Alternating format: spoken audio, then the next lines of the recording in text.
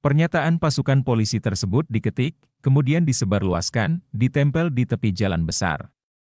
Kemudian dilakukan penurunan bendera Jepang, Hinomaru, dan pengibaran bendera merah putih pada markas polisi istimewa di Chun Boulevard, Jalan Dr. Sutomo nomor 7. Semua anggota diperintahkan untuk tidak menyerahkan senjatanya kepada siapapun. Pimpinannya bangsa Jepang, Shidokan Takata dan Fuku Shidokan Nishimoto, diidolasi. Pernyataan pasukan polisi istimewa tersebut ternyata berpengaruh besar terhadap rasa takut rakyat kepada Jepang serta mendorong keberanian bekas anggota Heiho dan PETA yang telah dibubarkan untuk mengambil alih atau melucuti persenjataan Jepang.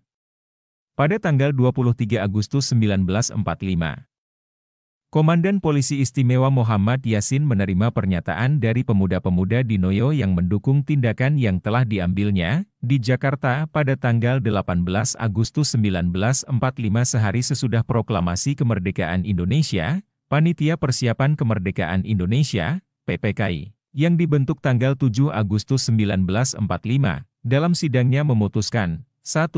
Mensahkan WUD Negara Republik Indonesia, 2. Memilih Insinyur Soekarno sebagai Presiden dan Drs Muhammad Hatta sebagai Wakil Presiden, dan 3. Menetapkan KNI sebagai pembantu Presiden sebelum MPR, DPR dan DPA terbentuk. Kemudian sidang PPKI tanggal 19 Agustus 1945 merumuskan 1. Penetapan 12 kementerian dalam lingkungan pemerintahan, dan 2. Pembagian wilayah Republik Indonesia menjadi 8 provinsi. Pembentukan BKR, Badan Keamanan Rakyat, dilaksanakan dalam sidang PPKI tanggal 22 Agustus 1945 tetapi baru pada hari berikutnya, 23 Agustus, diumumkan bersama-sama dengan rencana pembentukan Komite Nasional Indonesia, KNI, tingkat pusat, dan Partai Nasional Indonesia PNI yang dimaksudkan sebagai satu-satunya partai negara. BKR ditetapkan menjadi bagian dari Badan Penolong Keluarga Korban Perang, BPKKP, sebagai induk organisasi untuk memelihara keamanan dan keselamatan rakyat. BKR dinyatakan sebagai organisasi bukan tentara, tetapi pernyataan itu dimaksudkan oleh para pemimpin pada waktu itu agar tidak membangkitkan sikap permusuhan dari kekuatan yang masih ada di Indonesia, Jepang.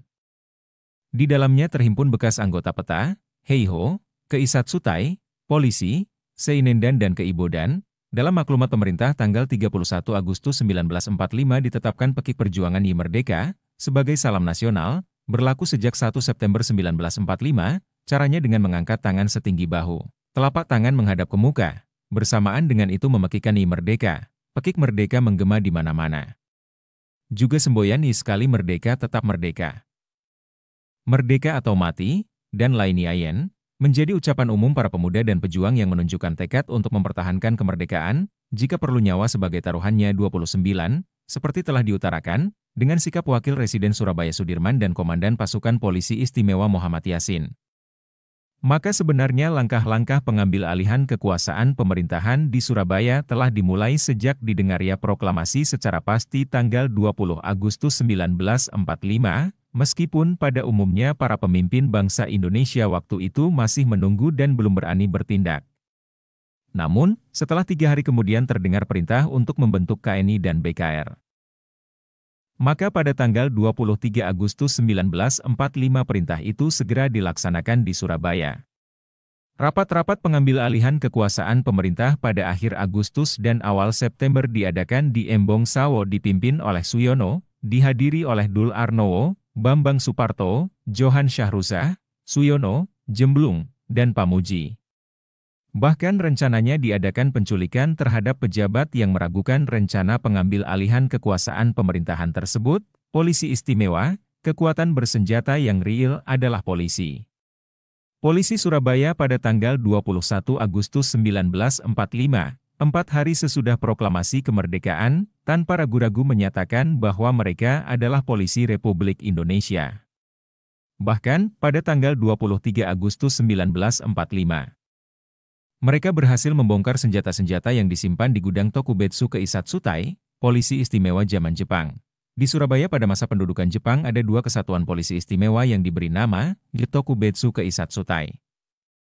Yang satu berada di bawah pimpinan M. Yasin, yaitu Surabaya Shu Tokubetsu Keisat Sutai, bermarkas di Chun Boulevard, Jalan Dr. Sutomo, dan beranggotakan 250 orang.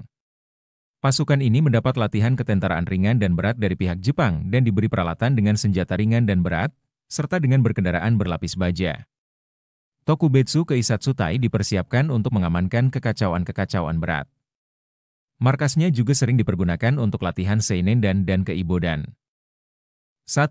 Pada tanggal 19 Agustus 1945 di Markas Polisi Istimewa terjadi insiden bendera Jepang diturunkan dan bendera merah putih dikibarkan. 2. Pada tanggal 20 Agustus 1945 para kader Indonesia berapat memutuskan A. Menahan pimpinan Jepang dan menetapkan M. Yasin sebagai komandan. B. Hubungan telepon diputuskan. C. Membongkar gudang senjata yang berada di halaman belakang markas dan menambah senjata pasukan dengan lebih banyak senjata berat. D.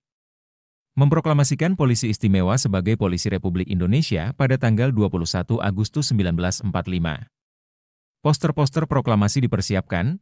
E. Mengadakan apel pagi pada tanggal 21 Agustus 1945. Komandan membacakan teks proklamasi di hadapan pasukan. F. Mulai pukul 8 pagi tanggal 21 Agustus 1945 poster proklamasi Polisi Istimewa sebagai Polisi RI ditempelkan pada tembok sepanjang Jalan Tunjungan. Kemudian pasukan Polisi Istimewa turun ke jalan menunjukkan diri sebagai milik RI. Pasukan Polisi Istimewa adalah satu-satunya pasukan yang dilatih dan dipersenjatai, yang pada saat itu di Surabaya belum dilucuti Jepang. Disiarkannya berita proklamasi pada 20 Agustus 1945 dan ditambah dengan aksi Polisi Istimewa rupanya sangat menjengkelkan pihak Jepang. Pada pagi harinya tanggal 21 Agustus 1945, bersamaan dengan apel dan aksi penempelan proklamasi Polisi Istimewa, Kenpeitai, Polisi Militer Jepang, memperingatkan kepada sekalian penduduk Surabaya melalui harian Suara Asia untuk tidak mengganggu keamanan dan tidak bertindak sombong dan menghina. Peringatan tersebut tidak menyinggung soal menyerahnya Jepang atau proklamasi kemerdekaan RI. Masyarakat akhirnya mengetahui bahwa perang telah berakhir. Lampu penerangan listrik di jalan umum di waktu malam mulai tanggal 22 Agustus 1945 telah dinyalakan, selubungnya dibuka. Ini berkat perjuangan Angkatan Muda, 33 pada zaman Jepang cahaya lampu tidak boleh membias keluar. Dengan bebasnya cahaya lampu di luar, masyarakat segera mengkaitkan dengan desas-desus tentang kekalahan Jepang serta proklamasi kemerdekaan RI di Jakarta. Kehidupan mulai tampak cemerlang kembali setelah sekian lama dalam keadaan serba gelap. Radio mulai berarti sebagai alat penerangan dan informasi setelah bertahun-tahun disegel. Akan tetapi dengan semakin santernya berita proklamasi kemerdekaan RI Jepang merasa takut jangan-jangan radio Sendenbu digunakan oleh orang-orang Indonesia yang nakal. Akibatnya siaran radio serta-merta dihentikan. Demikian pula harian-harian resmi Jepang tidak terbit lagi. Di Jakarta setelah harian Asia Raya lenyap, kemudian muncul harian Merdeka dan berita Indonesia yang nasionalis, sedangkan di Surabaya Suara Asia lenyap mulai September, dan pada awal Oktober terbit Suara Rakyat yang benar-benar jadi alat para pejuang di Jawa Timur. Peringatan Kenpeitai yang dimuat Suara Asia pada tanggal 21 Agustus 1945 tidak hanya ditujukan kepada orang Indonesia belaka, melainkan juga kepada Belanda peranakan. Sesuai dengan ketentuan yang ditetapkan Sekutu, Jepang menegaskan bahwa kekuasaan masih dipegangnya, dan Jepang tetap berkewajiban untuk tetap menjaga keamanan yang harus dipatuhi oleh semua penduduk, termasuk Belanda yang merasa menang perang. Jepang dalam hal ini rupanya mengkhawatirkan tindakan Belanda yang berlebihan terhadap gerakan Indonesia yang revolusioner itu. Hal tersebut memang dapat dipahami, mengingat kesombongan para interniran yang mulai berkeliaran di luar kamp tawanan, sekalipun ada larangan Sekutu. Agar mereka sementara tidak meninggalkan tempat tawanannya. Dengan sendirinya, berkeliarannya kaum interniran itu dengan sepengetahuan Jepang. Dalam hal ini Jepang bermuka dua, dalam perkembangan selanjutnya, setelah pengambil alihan kekuasaan Jepang di Surabaya selesai, diadakan penataan pemerintahan kembali. Pada tanggal 20 Oktober 1945 pimpinan Polisi Istimewa Kota Surabaya, Pembantu Inspektur Polisi 2 Suratmin diganti oleh Inspektur Polisi 2 Sucipto Danukotumo, kemudian Kapolri, setelah dilaksanakan pemilihan secara demokratis. Anggota pasukan Polisi Istimewa Kota jumlahnya menjadi 160 orang. Markasnya di Hof Bureau, kantor polisi besar, di Parade Plai nomor 1, sekarang Taman Sikatan.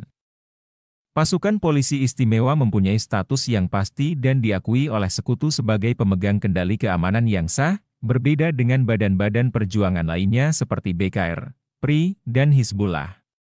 Sekalipun demikian, sikap Polisi Istimewa Surabaya sebagai kekuatan bersenjata yang tunduk menurut hukum internasional, ternyata tidak dapat memisahkan diri dari bangsanya yang tengah berjuang menegakkan kemerdekaan.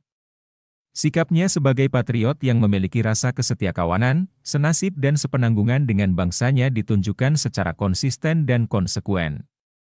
Pasukan Polisi Istimewa terjun langsung mendampingi gerakan masyarakat dan aksi arek-arek Surabaya untuk mengambil alih kekuasaan dan aktif mempelopori merebut senjata dari tangan Jepang.